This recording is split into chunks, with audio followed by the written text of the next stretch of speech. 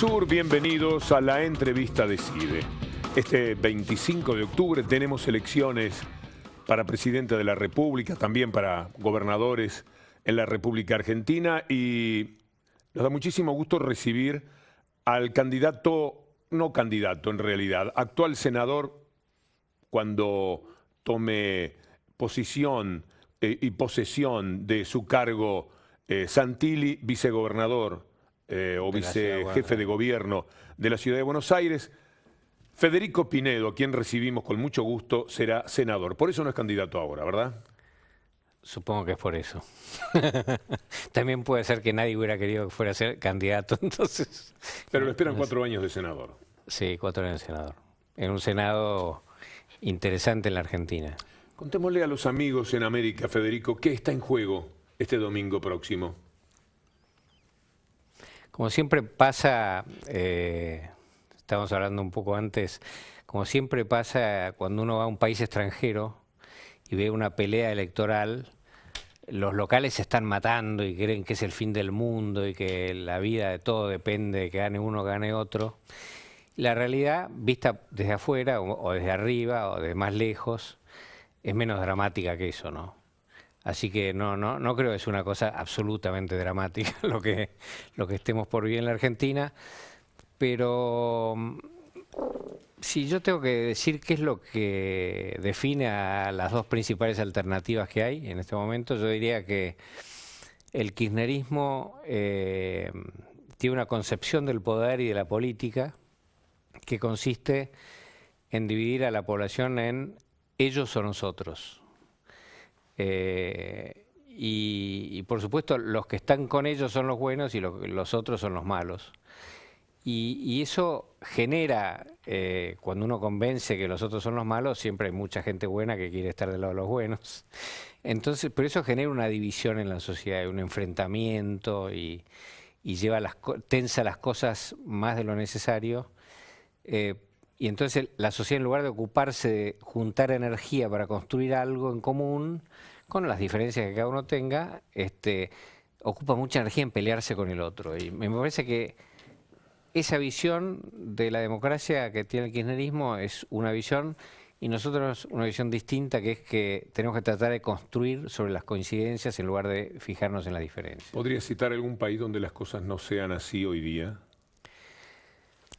Sí, todos los países que tienen políticas de Estado acordadas, donde se respete algunos temas que no se discuten. Pero dígame un país. Elijamos cualquier país. Un país donde Uruguay, la división no Chile. sea así tajante. No, hay divisiones, ¿sí? No digo que no haya divisiones. Lo que digo es los chilenos. Los chilenos parece que se están matando, ¿no? La derecha y el centro izquierda de Chile, o los socialistas. Y sin embargo, tienen una cantidad de instituciones y organizaciones comunes que las respetan y que funcionan, ¿no?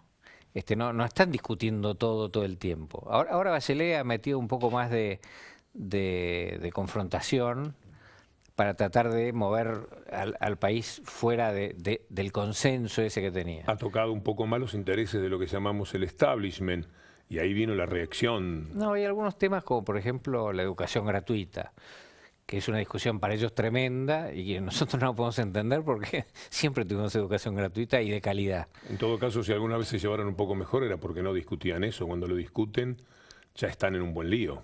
Claro, ellos están en un buen lío, sí. Para nosotros está claro que tienen que ir a la educación gratuita, porque nosotros lo hemos experimentado y no nos genera ningún daño, al contrario, ¿no? Federico, no hay países donde no haya divisiones tajantes. Yo pongo la mirada en tantos lugares. España se están matando. España es un lío, Estados Unidos. Es un lío porque está generando... Bueno, Estados Unidos también, pero es un defecto. ¿Y Brasil? Brasil ahora, pero estuvieron mucho tiempo sin matarse, eso es lo que estoy diciendo. En Estados Unidos había unos tipos que eran republicanos razonables. Ahora son una manga de locos, no sé cómo decir. Cuidado, ustedes también son republicanos, ¿no? Pro-republicano. ¿En qué sentido? ¿No se llama así, el PRO? Ah, bueno, es una manera de decir. El nombre republicano, sí. No, pero digo, el Partido Republicano de Estados Unidos. toda esa cosa cavernícola, ¿no? De religiosa, absoluta, intolerante. Uno dice, ¿eso qué es? Eso está fuera del consenso normal. Y en Brasil me parece que pasa lo mismo. Yo he estado Quieren echar a la presidenta, Federico. ahora, pero durante toda la época de Lula había una convivencia, había un respeto. Estaba Fernando Enrique Cardoso, que lo criticaba a Lula, pero había consensos, conversaban, el país se construye entre todos. Yo estuve en el Congreso ahí y se tenían respeto, había diálogos, había acuerdos. ¿No será que hay una Ahora es una cosa espantosa. Ahora, división profunda en el mundo entero entre lo que llamamos izquierda y derecha, entre los que quieren el Estado y los que quieren el libre mercado? Y se ha sincerado muchísimo, se han puesto todas las cartas sobre la mesa. yo no lo veo así, no lo veo así. No, yo no creo eso. Yo creo que nosotros, que somos supuestamente los del libre mercado, somos muchísimo más estatistas que el liberalismo de los 90, de cuando cayó el muro de Berlín. Muchísimo más estatistas. Porque el contrario también te va llevando a posiciones más centristas. El poder se encuentra por el medio. Esta es mi concepción. Algunos que creen que el poder se encuentra en los extremos. Yo creo que se encuentra por el medio. ¿Ustedes no son derecha? Para mí la derecha es los que privilegian las jerarquías y el orden por sobre otros valores como la libertad y la igualdad, ¿no? Pero bueno, si vos me decís sistemas de jerarquía y de orden que privilegien eso sobre la libertad, te diría la Unión Soviética, ¿no? Entonces, ¿la Unión Soviética que era de derecha o de izquierda? ¿Qué tiene de particularmente no sé, si quieren, malo para la gente que uno ve que es de derecha, pero que cuando le dicen derecha dice yo, no exactamente, no es derecha o es centro, se corre de la derecha hacia un lugar que parecería más cómodo? el poder está en el centro. Y un amigo mío me decía lo siguiente: estamos en Israel y vamos al Congreso y tenemos una reunión con un tipo del Partido Liberal. El Partido Liberal es un partido de centro, un liberal clásico, democrático, pro mercado. La derecha era el Partido Conservador, ¿no? El Likud. Y entonces cada uno dice, vos de qué partido serías acá, yo socialista, liberal, no sé qué. Yo digo, sería el Partido Liberal de acá. Entonces me dicen, no, vos serías del Likud. ¿Por qué? Porque hay dos tipos de partidos, la izquierda y la derecha. Los de la derecha son los que les gusta el poder. A vos te gusta el poder, así que vos serías del Likud.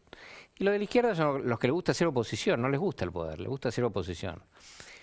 Y bueno, en esa disyuntiva, en China yo sería el Partido Comunista, digamos. Hay que decirles, amigo, que en América Latina no es así. Hoy día en América Latina la izquierda quiere el poder, quiere retener el poder en la mayoría de los países donde lo ha conquistado. A lo mejor se está derechizando la izquierda en América Latina.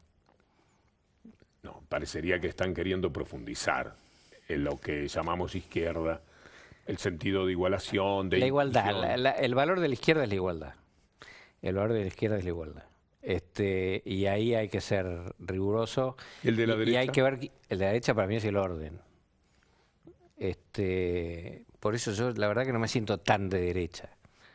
Yo la verdad que creo que hay momentos de la historia donde la desigualdad es muy grande y entonces hay que llevar los países más hacia la izquierda. Y cuando el desorden es muy grande, hay que llevar los países más hacia la derecha. Federico, ¿y quién hizo el mundo así, tan injusto, tan desigual? Qué pregunta. Tal vez el poder mismo, ¿no? El poder, la política es la ciencia del poder, y el poder consiste en imponer tu voluntad sobre la voluntad del otro. Es un juego de voluntades el tema del poder.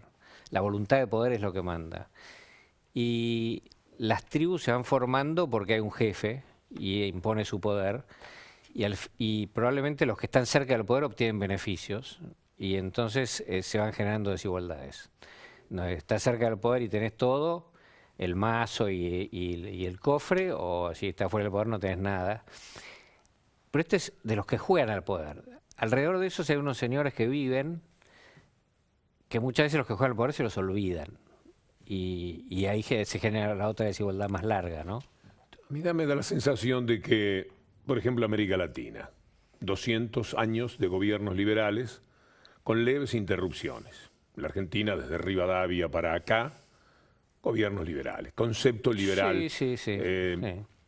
Y han hecho un mundo muy desigual, muy inhabitable. América Latina Pero, es una verdadera desgracia, como estaba hace unos años, ¿no? sí, pero cuando yo era bastante chico, a mí me parece que la Argentina era muy igualitaria, creo que Uruguay era muy igualitario, creo que Chile era muy desigual, o Perú, no esa cosa de castas y esos tipos que, los momios, como decían en Chile, ¿no? Esos tipos están por encima que no se podía tocar ni con un palo. Y acá no sentíamos eso, me parece a mí, en Uruguay menos todavía. Entonces yo creo que había sociedades más democráticas. Yo identifico la democracia con la igualdad mucho, ¿no? Sociedades más igualitarias, más democráticas, donde la gente era más iguales, se educaban en las mismas escuelas. Lo de Sarmiento en la Argentina ha sido extraordinario, el tema de la educación popular, ¿no? Así que bueno, a lo mejor los chilenos que todavía están discutiendo si tienen que pagar la educación, el tema del no mundo, pasaron por la igualdad de la educación popular. el tema del mundo hoy día es la desigualdad. Ahora se encontraron los demócratas, Hillary Clinton y los demás. De lo que hablan es de la pavorosa desigualdad en la que está inmersa Estados Unidos. Bueno, está creciendo mucho la desigualdad. Estos ya son otros fenómenos distintos de esto de Sarmiento. Esto es el fenómeno de cómo funciona la economía moderna, ¿no? Y genera una enorme cantidad de desigualdad, ¿sí?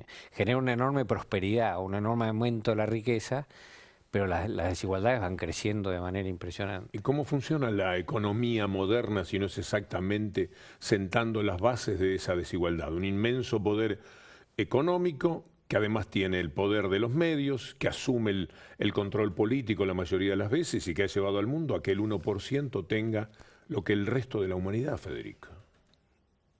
Se generan esos fenómenos. Lo que pasa es que uno está acostumbrado a pensar en que un Estado puede generar igualdad, un Estado dentro de un país. En que vamos a generar igualdad a nivel global, ¿quién la fija? ¿Y en un país cómo se fija? ¿Qué políticas públicas serían las que fijan igualdad? Y la política impositiva, muy marcadamente. Las políticas que generan trabajo. Eso es el Estado. El Estado, claro. ¿Usted quiere un Estado fuerte? Absolutamente. ¿Por qué no quiere el Estado en manos de los Kirchner, cuando es fuerte en este gobierno que ha querido tener mucho Estado? Yo no es que no lo quiera en manos de los Kirchner. Digo, si el pueblo argentino vota a los Kirchner, es en manos de los Kirchner. Pero lo que yo critico es cuando esta gente cree que lo que importa es que sea estatal y no importa lo que haga el tipo que maneje el Estado. Y para mí sí importa. Si vos haces una intervención del Estado en un mercado cualquiera, el mercado de la carne, porque decís que tiene que ser barata la carne, bueno, intervenís, y el resultado es que perdés 10 millones de cabezas de ganado en 5 años, es una catástrofe. Por supuesto, después la carne es más cara porque no hay carne. Eso, dejarlo así sería un poco injusto porque se pierden 10 millones de kilos de carne. En realidad la Argentina come más carne que nunca. De cabeza, de cabeza, sí, está exportando más que nunca. Pero también hay que pensar... No está exportando más que nunca, exportamos menos que Paraguay y que Uruguay. Una cosa de loco. La Argentina exporta menos que Uruguay carne. Bueno, la Argentina estuvo 10 años sancionada en Estados Unidos, en Canadá. Recién ahora, porque ganó un litigio en la Organización Mundial de Comercio, puede exportar más carne. Estados Unidos no le compraba a la Argentina. Pero además, lo que pasó aquí es que muchísimas hectáreas, millones de hectáreas se fueron para la soja y dejaron la ganadería. Ahora están volviendo justamente porque la ganadería empieza a importar otra vez, me parece. Son cosas mezcladas, pero digo, hay claramente un tipo que interviene en la economía de las personas. Te prohíbe comprar, te prohíbe vender, o qué sé yo, genera efectos. Regula. Ustedes dicen prohíbe. No, pero prohíbe, en este caso prohíbe. Regulan. No dejan vender. Bueno, llamar a regular. Te ha prohibido vender. Bueno, está regulando la relación entre lo que se vende y lo que se compra en el exterior, en un mundo muy especial como este. Bueno, pero vos decís qué es lo que yo critico. Lo que yo critico es eso. Los tipos intervenían de una manera que generaban un daño objetivo a la economía. Yo personalmente...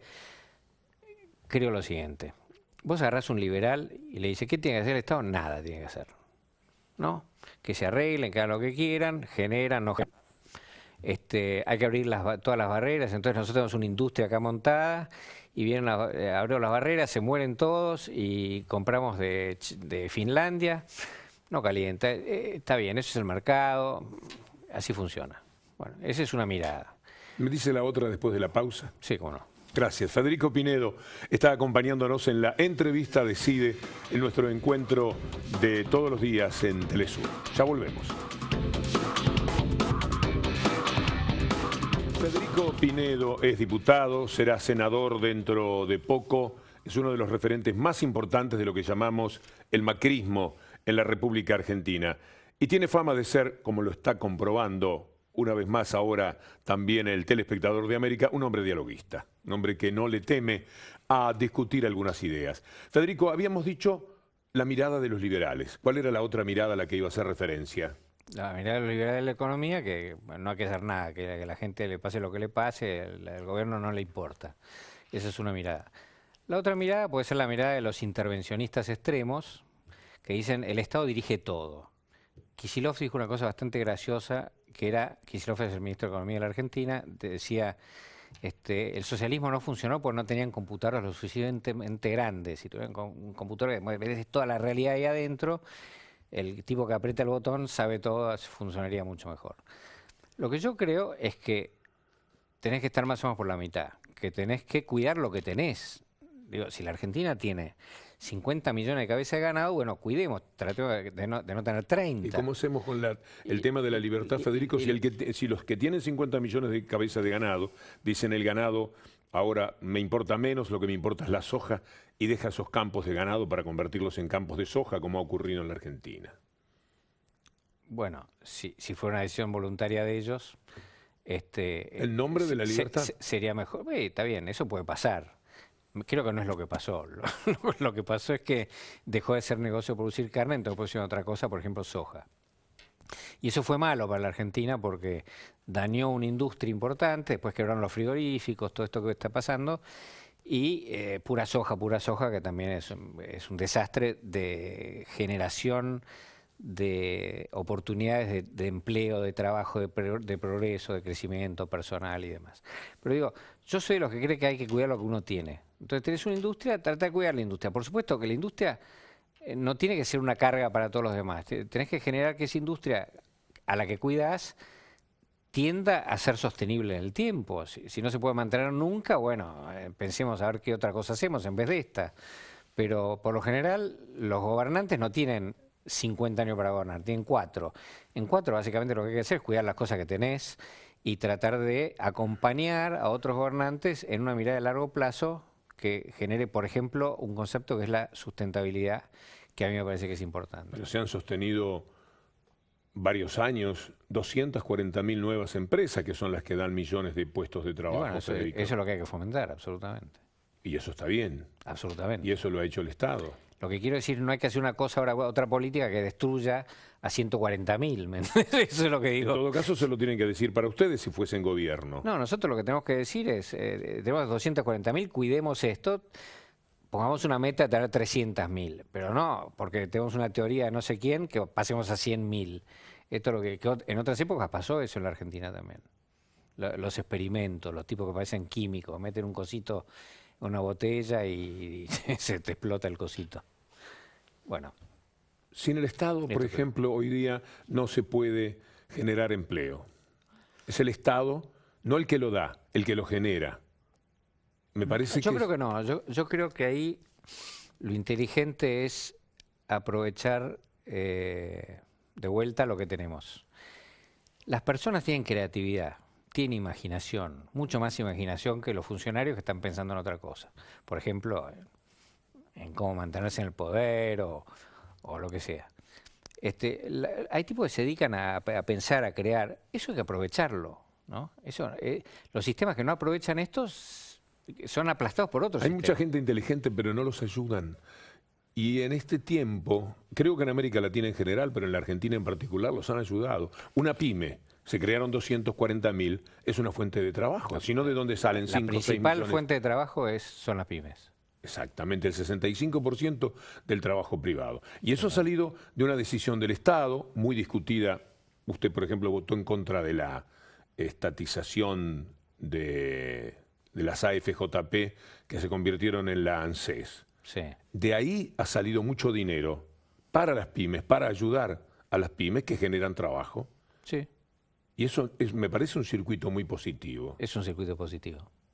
Es un circuito positivo. ¿Qué cambiaría tajantemente entonces, en caso de ser una persona importante en la toma de decisiones, si gana Macri, si gana lo que nosotros llamamos la derecha aquí? Yo creo que lo primero que hay que cambiar es la inflación. La inflación es una desmesura de lo público que se financia con la plata de las señoras que van al supermercado y compran menos cosas por la misma plata. Es un truco. Keynes decía eso, y Marx decían eso, que son los mejores para mí en el análisis de la inflación. Decían, son trucos que hacen los bancos, decía Marx, porque antes los que emitían plata eran los bancos privados, no había banco central, ahora son los bancos centrales. Son trucos que usan para quedarse con la plata del pueblo.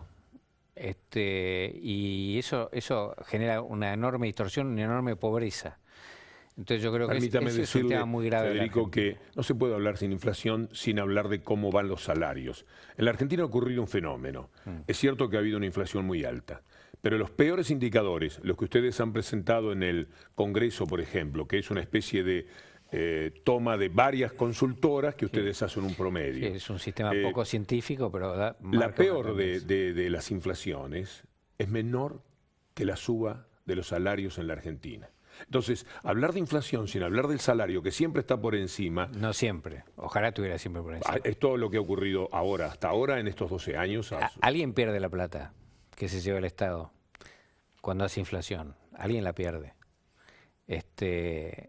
Vos podés seguir haciendo más inflación y aumentando los salarios y regalando más plata hasta que llega un momento en que los salarios que creaste compran menos que lo que compraban antes. Por ahora es una hipótesis, ¿no? No, ha sucedido es la historia de la todavía. humanidad. Es la historia de la humanidad.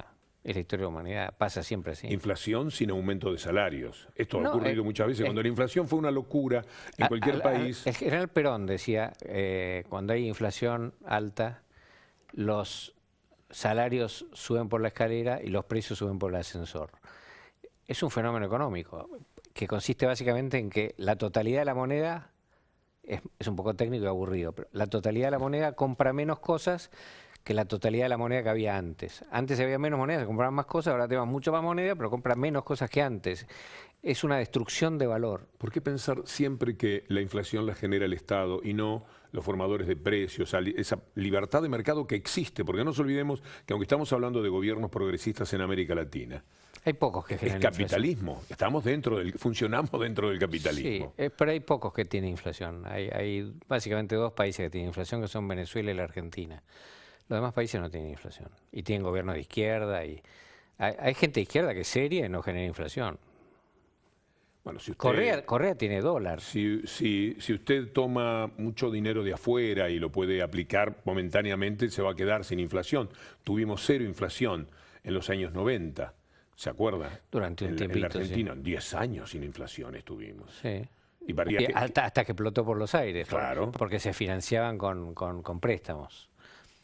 En consecuencia. En vez de emitiendo plata... Y acá lo que hicieron, me da la impresión, es buscar que el mercado interno sea fuerte y sea el que permite que, por un lado, determine inflación, porque naturalmente hay una gran oferta de productos y de compradores.